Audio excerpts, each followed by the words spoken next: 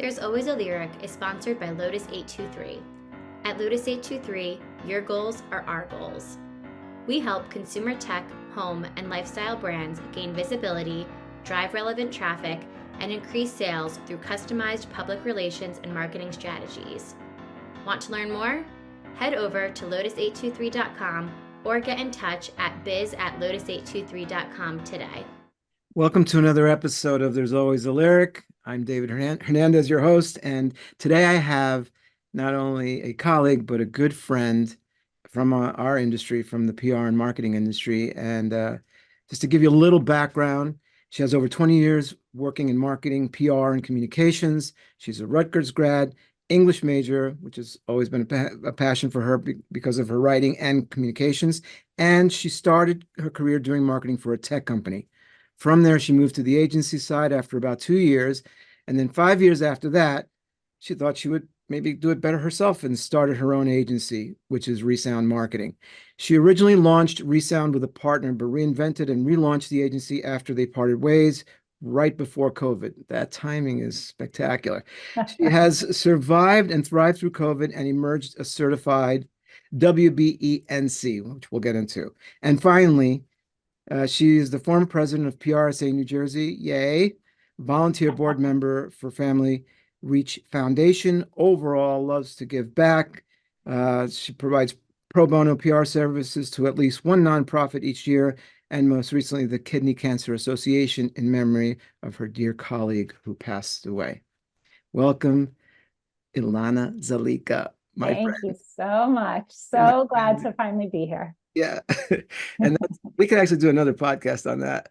Just the long time it took me to get back. Just too busy, so busy. And that's a good thing. And we're going to talk all about starting the agency and pre-COVID, COVID, and thank goodness post-COVID. But I want to start where we are right now and just tell me a little bit about what it's like to have gone through this arc as a founder, as really as a reinvented company, as you said, and relaunching the company as Resound Marketing just in time for COVID. Yeah, fantastic. Yes, it's been a journey, of course. You mentioned I've been doing this for 20 years I like to say I founded the company when I was 10, but that's starting to weaken a little bit as I look older and older. But I do feel like I was a baby when I started the agency 20 years ago, and things have changed so much. I mean, even just the things you mentioned, going through partnership shifts and reinventing the business and COVID and ups and downs and all kinds of things. Right. There's also a lot of very non-dramatic things that happen over the course of 20 years that completely changed the course of the business, year in and year out. So it has definitely been an interesting journey, but right now we're just excited to continue to grow. I've got 10 people who are amazing on my team, and we've expanded from being primarily located in New York, New Jersey, to having people across the country. That was one benefit of COVID, that we've expanded our talent tremendously in that way. We're doing traditional PR still, but so many other different things, which I'm sure we'll talk about. Just the industry has changed so much. And it's still changing, right? Still changing so much every day. Yeah. With all the technology we have, why can't we work from wherever we are, right? Yeah. Yeah. And I think that kind of led some of your decisions to focus on, let me just get great people and not worry about who they are. And it is definitely a double-edged sword. I think that I come from a generation that still does appreciate in-person. PR is one of those things that you can do anywhere. You do not have to be in an office, but there is a lot of value in the collaboration that comes when you're together. So we still try to get everyone together every couple of months, even just to see each other face to face and, get those things from osmosis that you can't get when you're just sitting at home. Right. But it has really allowed us to grow our team in completely different ways and meet some fantastic people who I couldn't imagine Resound being without. That, one of them's in Utah. Who would have thought? But, it really allows us to tap into that talent, which is great. No, I agree with you. It does open you up, and it is a double-edged sword. We go through the same thing. We have someone in Chicago, and but you do have to find those moments to bring everybody together, because that osmosis thing that you talked about, it's there is a bonding that takes place when we're physically together Absolutely. in the same Yeah. space and sharing Yeah. time together. And PR, just the way that we define PR has changed so much, and what services PR includes has changed so much. So being able to be more flexible and kind of start with what the client's goals are versus what the services are has really been a core foundation of how we've grown the business. that's an important point there, talking about the changes in the industry, where we are right now in terms of PR and even the definition of Yeah. PR.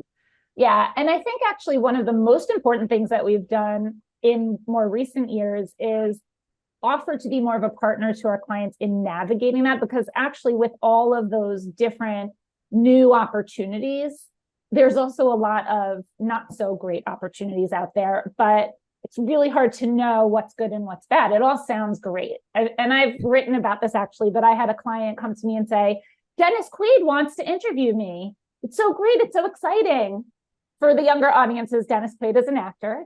And, I was like, let's take a look at this opportunity. And really, it was a paid opportunity, a quite expensive one that didn't really seem like it was going to deliver to the client anything that they were looking to accomplish. So while that's exciting and it sounds great, and it sounds like it would be a great PR opportunity, you really have to dig in and get to the bottom of whether or not it's a fit. And that's something that we really try to do when we're working with our clients.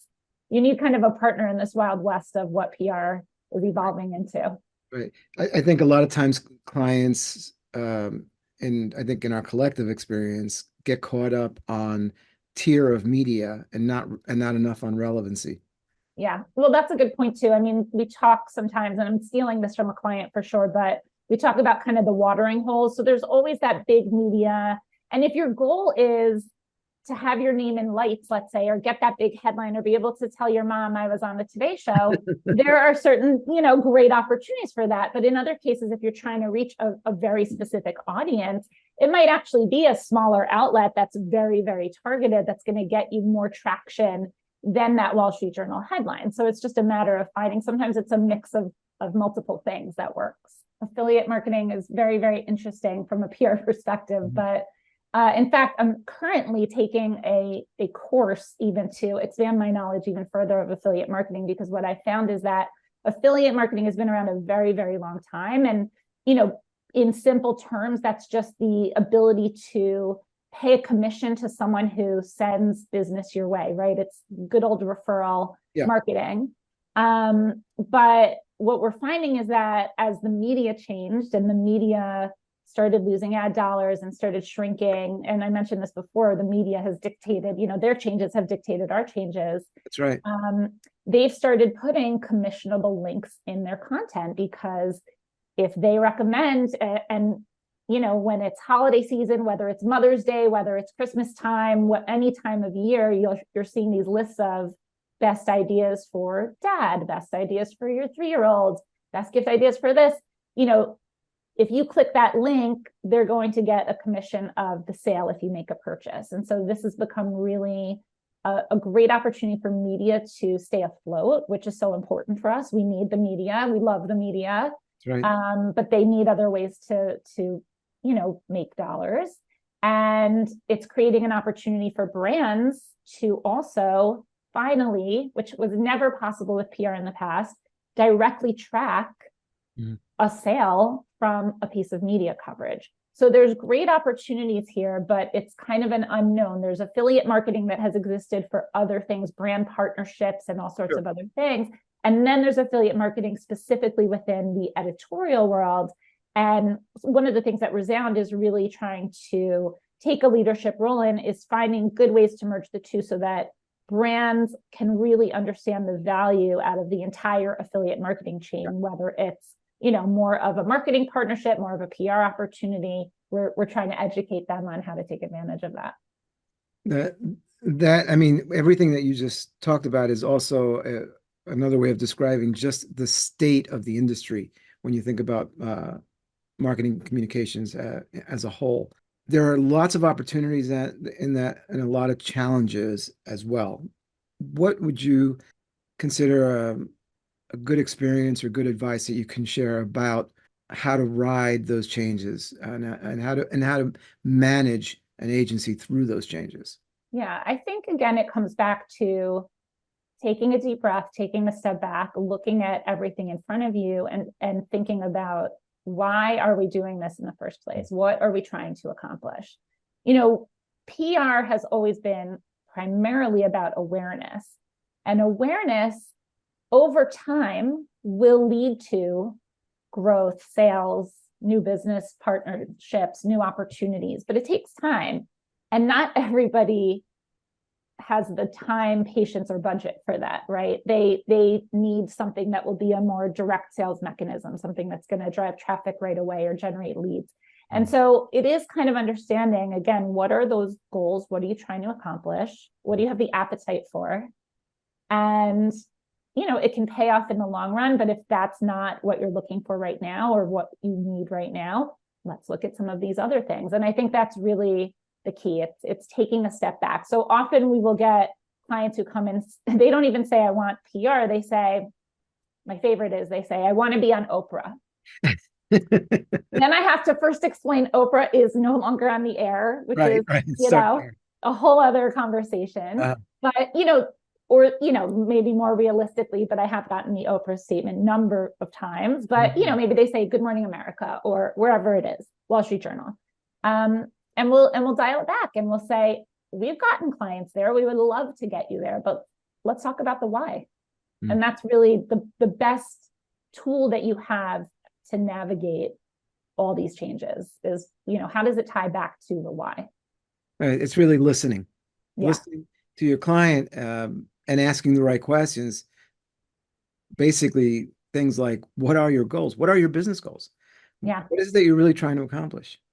Yeah. And I think that is something I've learned through the years. I think it's very easy to say yes to a client, especially early days when you're growing a business and you need clients. But one of the things I'm most proud of as we've grown is the ability to say, this isn't the right fit for you. And if that means that I don't have you as a client, I'm okay with that because I want you to trust me. That's what agency relationships are with their clients. It's all built on trust. So down the road, if you're ready for what we can do, I know you'll come back because I'm giving you the truth right now. And sometimes it's just listening and saying, you might consider something else, and I may not be the right partner for you for that right now.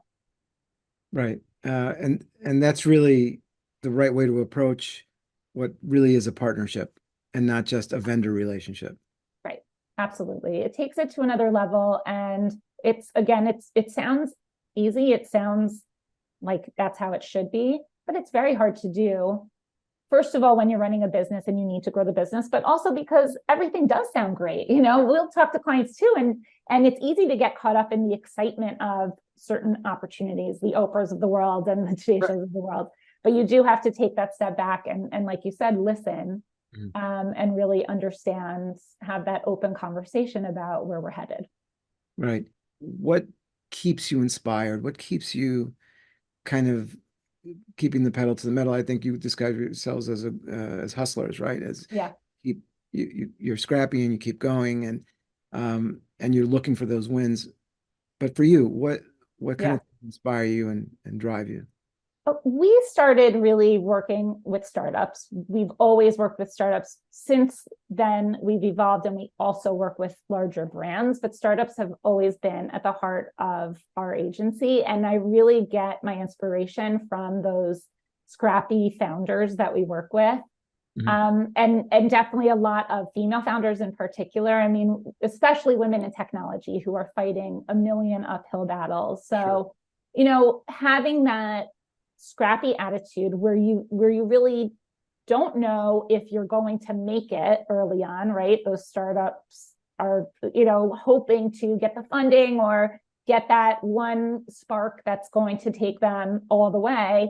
We learned from that. And I think we admire that. I watch that. And all of the founders that I've worked with just show this incredible resilience and passion for what they do and that scrappiness. And I think that that's really what always has inspired me and continues to inspire me, because unfortunately for a lot of tech female founders, things haven't changed much in the last 20 years. It's very hard for them still It's to get amazing. funding, to get to where they need to be. And so seeing what they accomplish is always very inspirational for me. And that's where I draw a lot of, the fire that I have to tell their stories, and then also just, create our own.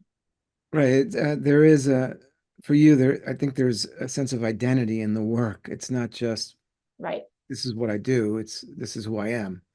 Absolutely. We talk, our mantra is kind of, I've read before, hustle and heart will set you apart. And so we talk about honesty, hustle, and heart. Those are kind of our three core tenets. And I think that is what we see in those startups that we work with. And then actually we've had large brands come to us and say, we want that scrappiness. We want that kind of startup mentality, even though we're a bigger established brand. And so we're excited when we can bring that to the table. So it's being direct and talking about those goals and expectations out of the gates. It's the scrappiness, that's the hustle, and the heart. I mean, we care about the people we work with. We care about what we do. And this applies to everyone. You mentioned before, the media is like a client to us. Our clients are our clients, our partners. We take the same attitude, and our team, so being honest with them and having heart with them is so important. And so being who we are, I think, is at the core of why we're successful at what we do, sticking to those core facets of our approach. It's just really important to us. And as a business owner with many customers to serve, internal and external, sure. It's sometimes hard to shut it off. Yeah, that's true. It's kind of, and I know I can talk to you from a similar position as an agency owner too. Sometimes it's hard to just put it aside. Yeah. What do you do to find that balance? I know that you have a family and you have a life outside of Resound Marketing. How do you find time to kind of recenter yourself and not balance, because everybody throws that word around, but it's more like it's a teeter-totter of balance. Sometimes it's one way, sometimes it's the other way.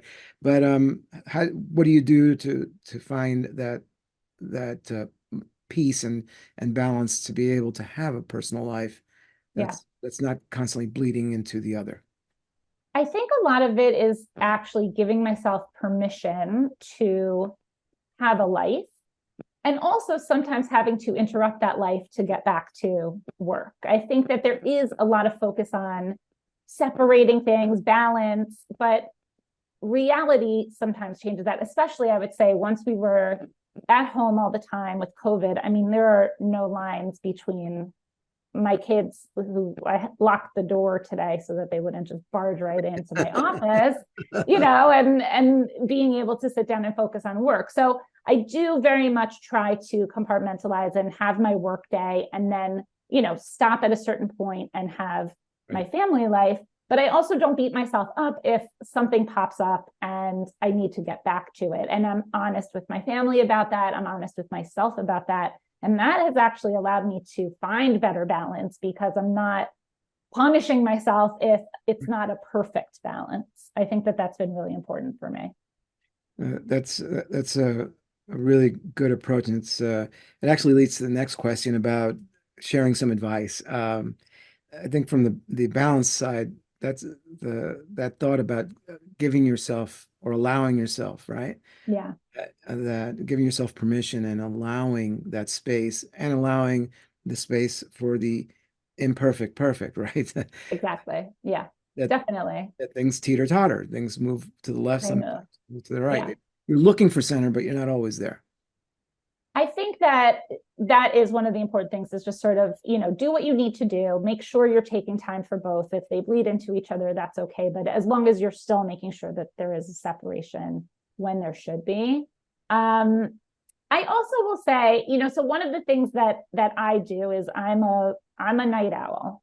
So it works for me to take, end my day, whatever it is, 5, 6 o'clock, spend the time with my family. And I might come back and check a few emails at 1 o'clock in the morning.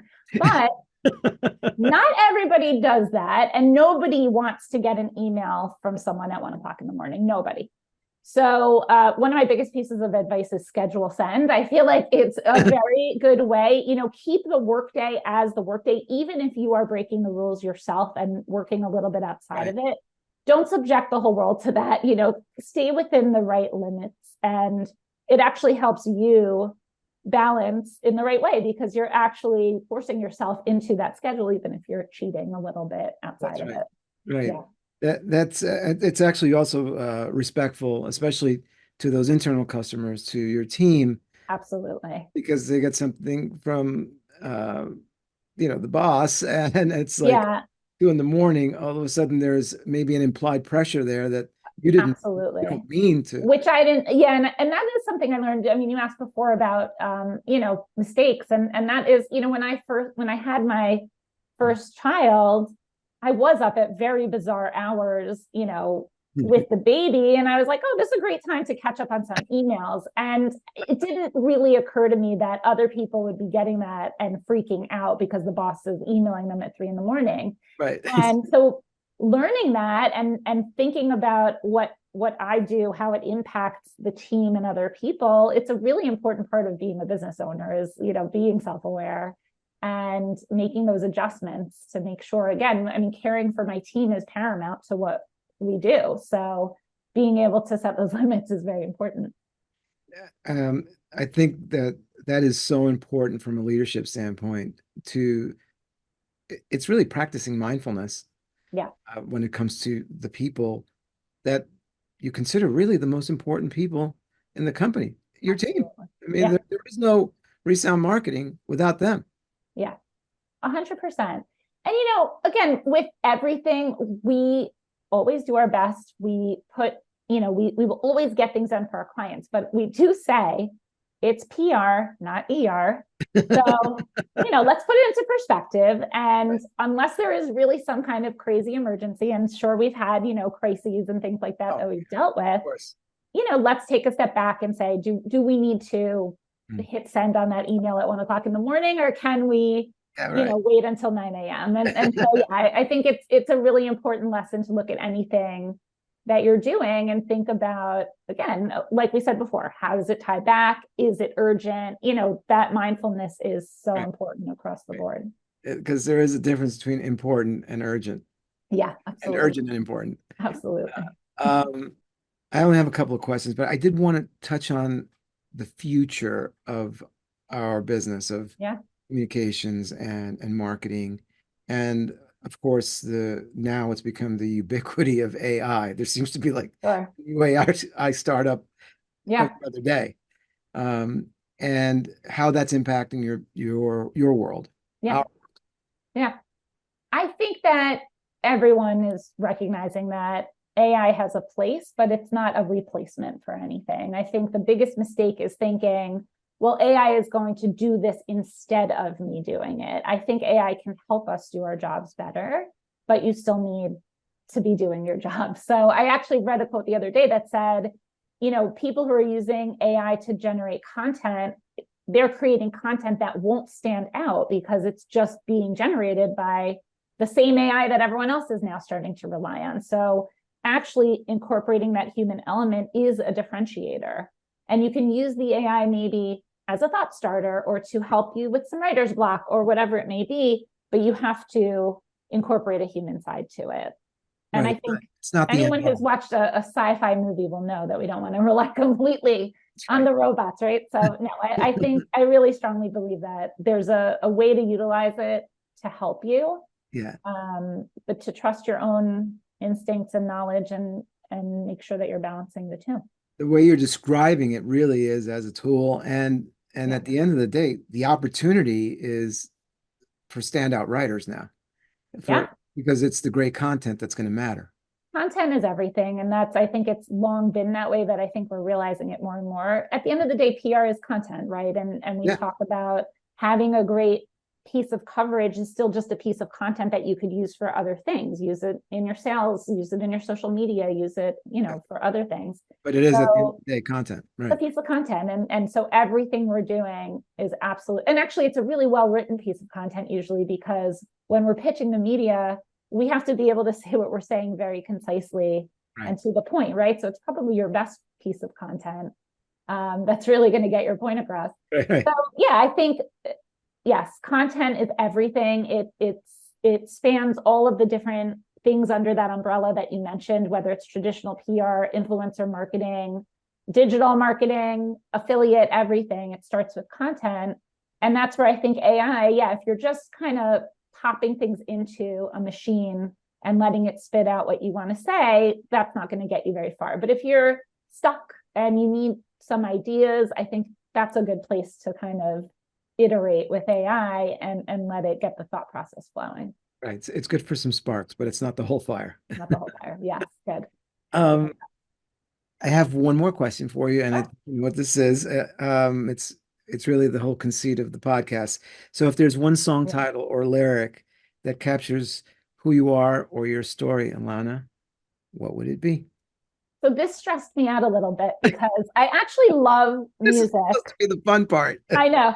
Well, there were too many choices. And I also think that I find meaning in so many different songs and lyrics. And I actually, when we talk about getting inspired for writing, I actually always have music on in my office because it helps me. But the one that I was thinking of, because we were talking so much about balance and kind of how do you, run a business, but also have a life. And so one of my favorite songs is the song Vienna by Billy Joel. Oh my goodness. What? That's a great choice. So I'm a Billy Joel fan. And yes, I think that's my youngest son's favorite Billy Joel songs, or one of his top 5 or top 10. Yeah, for sure. It's a great song. And it's about, calm yourself, live your life. Where's the rush? Right. Do you want me to read the lyric? I know them by heart. My favorite line is that slow down, crazy. Slow down.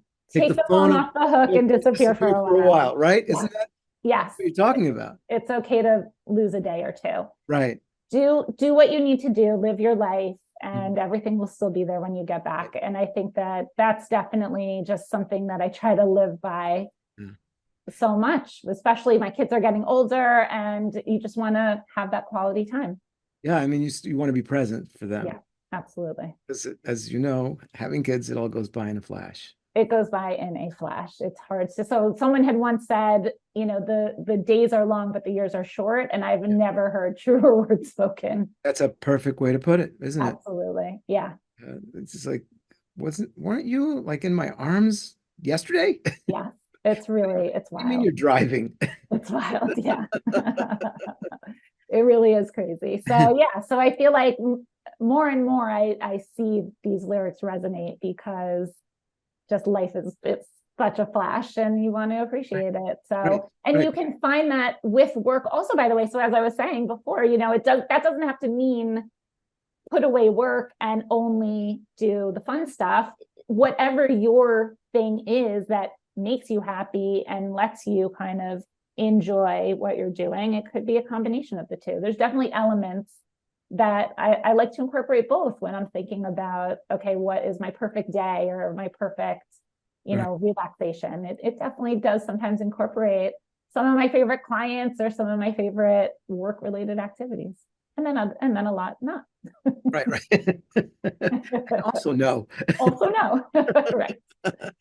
Anyway, Ilana, thank you so much. Thanks for having me. This was fun. It was a long time coming, but it was.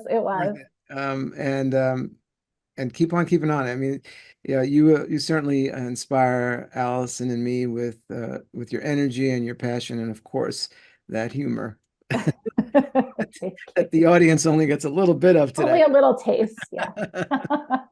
Anyway, thanks so much. Thank you so much.